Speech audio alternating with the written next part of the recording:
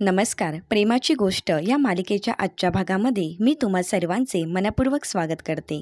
आजच्या भागामध्ये पाहायला मिळतं, सागर हा सावनीला बोलतो, सावनी मी आईच्या शब्दापुढे नाही.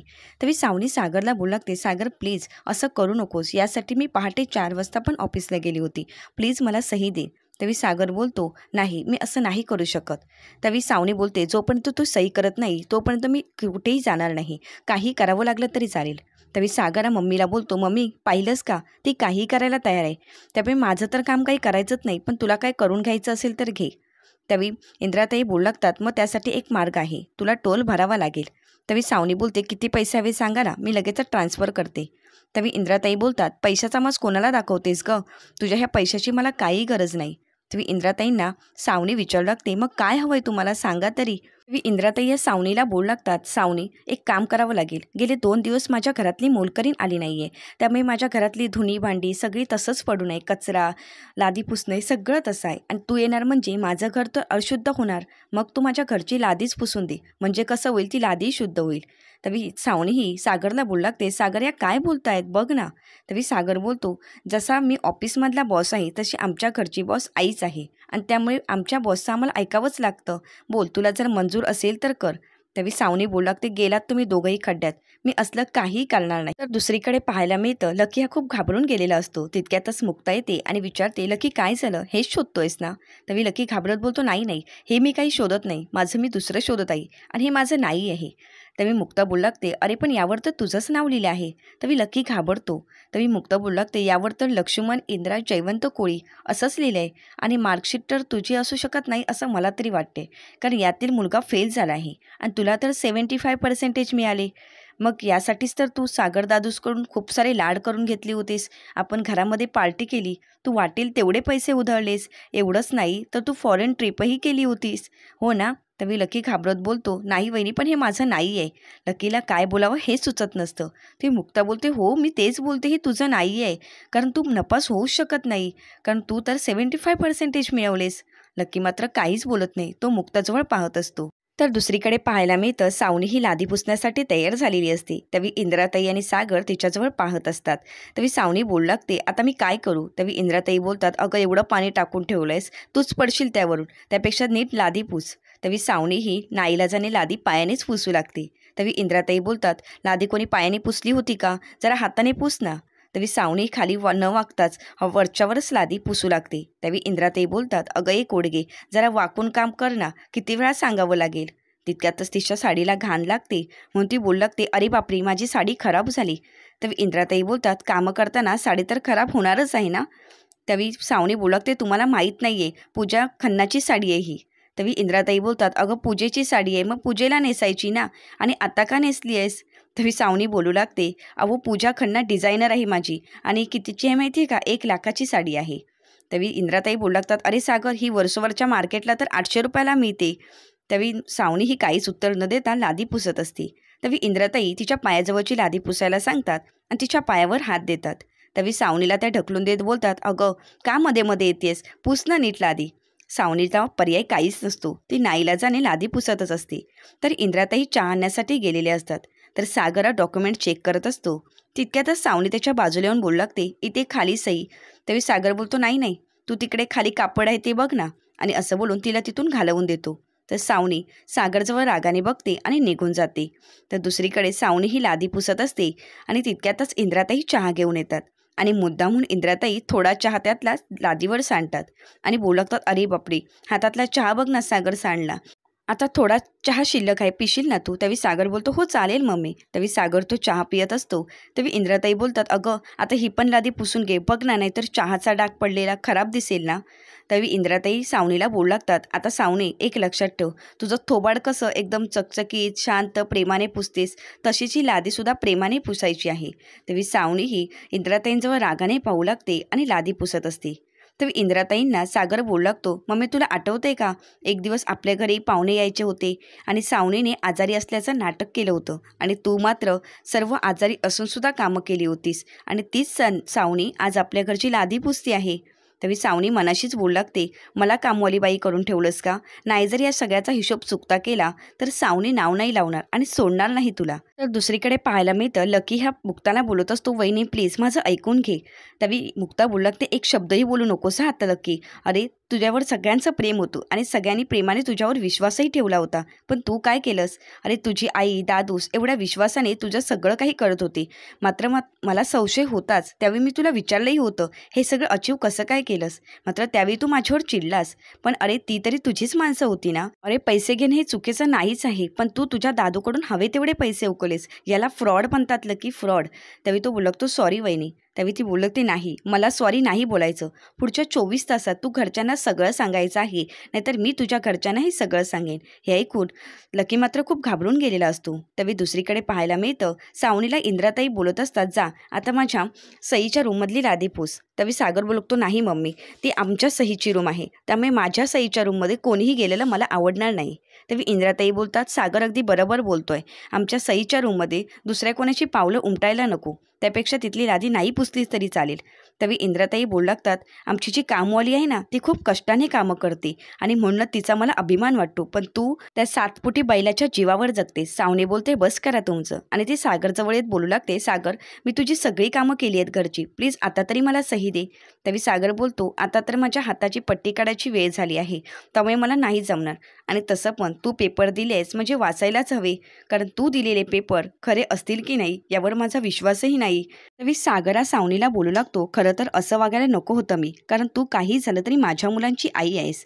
पण काय करणार ना, तू आई या शब्दाचा मान ठेवतच नाहीस. मग मी तरी कसा राखू तुझा मान? त्यांचा जर मान राखायचाच असेल तर तू शब्दाला जागायला हवीस ना. तू तर कोणत्याच शब्दाला जागत नाहीस. आई या शब्दालाही तू जागत नाहीस." त्यावेळी सावनीही सागरजवळ रागाने पाहू लागते. त्यावेळी सागर बोलतो, "आता एक काम कर, तू मला ऑफिसलाच भेट. कारण हे पेपर मी लॉयरजवळूनच चेक करून घेईन आणि मगच त्यावर सही करेन." त्यावेळी सावनी बोलू लागते, "अरे पण सागर तू असा का वागतोयस?" सागर काहीच उत्तर न देता रूममध्ये निघून जातो. त्यावेळी सावनी विचार करू लागते की आता काय करू. तितक्यातच इंद्राताई येतात आणि बोलतात, "झालं का? आता निघालीस तरी चालेल." आणि तिथून तिला घालवून देतात. सावनी ही रागानेच तिथून निघून जाते. तर तितक्यातच मुक्ताई साफसफाई करण्यासाठी आलेली असते. त्यावेळी मुक्ताला इंद्राताई बोलू लागतात, "अगं आता इथलं काहीच साफ करायचं नाही." ते मुक्ता बोलू लागते, "का पण मम्मी, आता आली आहे ना मी साफ करायला." त्यावेळी इंद्राताई बोलतात, "नाही नाही, झालंय सगळं साफ करून. आणि तसं पण तू किचनमध्ये नाही गेलीस तरी चालेल. कारण तुझ्या हातात किचन देऊ तर मी खूप मोठी चूक केली आहे. तू बाई तुझीच कामं कर." मुक्ताला मात्र खूप वाईट वाटत असतं. इंद्राताई मुक्ताला बोलतात आणि निघून जातात. तेव्हा इंद्राताईंच्या बोलण्याचा मुक्ता विचार करू लागते. तर दुसरीकडे पाहायला मिळतं लकीने आपल्या मित्राला अंशूला बोलवलेलं असतं आणि बोलू लागतो, "अरे खूप मोठा प्रॉब्लेम झाला आहे. कारण जो रिझल्ट होता तो वहिनीच्या हाती लागला आहे आणि दादूसने जर हे सगळं समजलं तर तो मला सोलूनच काढणार आहे. कळत नाही की काय करायचं." त्यावेळी तो बोलू लागतो, "अरे पण तो रिझल्ट वहिनीच्या हाती लागलाच कसा?" त्यावेळी लकी बोलू लागतो, "अरे काय करणार, माझीच चुकी. मी एका बॅगमध्ये ठेवला होता आणि ती बॅग कोणीतरी रिकामी केली आणि तो रिझल्ट नेमका वहिनीच्या हाती लागला. आता काहीतरी पर्याय शोधावाच लागेल." त्यावेळी लकीच्या डोक्यात काय करावं हे चाललेलं असतं. त्यावेळी त्याला एक आयडिया सुचते. तर दुसरीकडे मुक्ताही सागरच्या हाताची पट्टी काढत असते. त्यावेळी इंद्राताई बोलू लागतात, "अगं ए हळू काढ ना. अगं ते दात उपटायचे नाही आहेत. माझ्या मुलाच्या हाताची पट्टी काढतेस तू. त्याला किती दुखत असेल." ते बापू हे इंद्राताईला बोलतात, "अगं इंद्रे, तुला यातलं काही समजतंय का? तू जरा शांत बसशील का?" त्यावेळी मुक्ताही सागरला बोलू लागते, "खूप त्रास होतोय का?" त्यावेळी सागर बोलतो, "नाही." त्यावेळी मुक्ता बोलते, "मग आता ठीक आहे. आता एक काम करा, हा हात आहे ना हळूहळू हलवून बघा." त्यावेळी इंद्राताई बोलू लागतात, "अगं बाय, काय करायला सांगतेस? अगं माझ्या पोराचा हात दुखतोय आणि अजून दुखवतेस का?" ते मुक्ता बोलते, "नाही मम्मी, त्यांच्या हातांना सावकाश व्यायाम करायलाच हवा, तरच तो हात बरा होईल."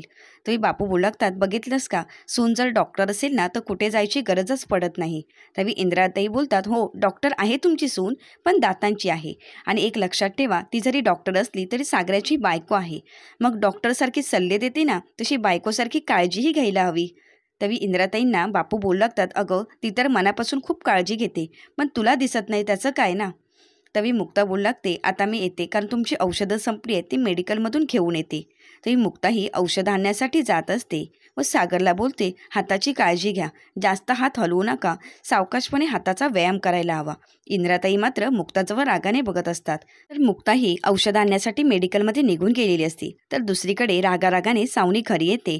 तेव्हा सावनीची कामवाली बोलू लागते, "अहो मॅडम, सावकाश या ना, थांबा जरा, कारण लादी ओली आहे, पडाल." तरी सावनी बोलू लागते, तू आता मला शिकवणार आहेस का मी कसं चालायचं, चहा सांडला तर काय करावं, हा सगळा राग ती त्या आपल्या मोलकरणीवर काढत असते. तरी ती बोलू लागते, आता थांब तुला मी दाखवतेच कसा त्रास होतो. असं बोलून सावनी डस्टबिनमधला सगळा कचरा हॉलमध्ये अस्ताव्यस्त फेकून देते. तर कामवाली बाई तिच्याजवळ पाहतच राहते. त्यावेळी सावनी बोलते, आता हे सगळं तुला साफ करायचं आहे आणि हो एक लक्षात ठेव, मला कसं वागायचं, मी काय करायचं हे तू मला शिकवायचं नाही आणि मला त्रास होईल असं वागायचंही नाही. तर दुसरीकडे पाहायला मिळतं, लकी आपल्या मित्राला खोटं बोलण्यासाठी घरी घेऊन येत असतो. त्यावेळी तो बोलत असतो, काही झालं तरी दादूला काहीच समजतं नाही. तर इकडे मुक्ता ही लिफ्टजवळ थांबलेली असते, मात्र उशीर होईल म्हणून ती चालतच जाते. तर लकीची आणि तिची चुकामुक होते. तर लकी हा मित्राला घेऊन घरी येतो आणि मोठमोठ्याने बोलू लागतो, आता काय झालं ना ते दादूलाच सांग, खरं तूच बोल, कारण माझी बोलण्याची हिंमतही नाही. कारण तुमच्यासारखे मित्र असण्यापेक्षा नसलेलेच बरे. अरे तुम्हाला फक्त पार्टी हवी असते आणि म्हणून तुम्ही माझ्याशी खोटं बोलत गेलात. तरी लकी ह्या रडण्याचं नाटक करतो. तरी सागर बोलू लागतो, अरे नक्की काय झालंय सांग ना. तरी इंद्रताई बोलतात, तुला कोणी मारलंय का. तरी बापू बोलू लागतात, ह्याला कोण मारणार आहे, हाच सगळ्यांना मारेल. तरी सागर सर्वांना शांत करतो आणि बोलू लागतो, लकी नक्की काय झालंय सांगशील का. तरी लकी बोलू लागतो, अरे दादू मी तुम्हा सगळ्यांना सांगितलं की मी MBAची परीक्षा पास झालो आहे, पण खरं तर मी नापास झालो आहे, फेल झालो आहे. मी रिझल्ट बघायच्या आधीच सगळ्यांना सांगितलं, कारण त्या अगोदरच या मित्रांनी सगळ्यांनी मला फोन करून सांगितलं होतं की मी पास झालो आणि म्हणून मी सगळ्यांना ही पार्टी दिली. आणि बघितलंच ना दादू, तुझ्याजवळ मी किती पैसे घेतले, खरंच माझी चूक झाली. असं बोलून लकी मुद्दामहून डोकं आपटण्याचं नाटक करतो. तरी इंद्रताई त्याला थांबवतात.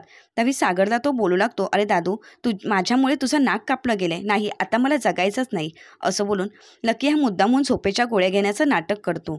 तरी इंद्रताई त्याला थांबवत बोलतात, लकी हे काय करतोयस, अरे आम्हाला तुझा जीव महत्त्वाचा आहे.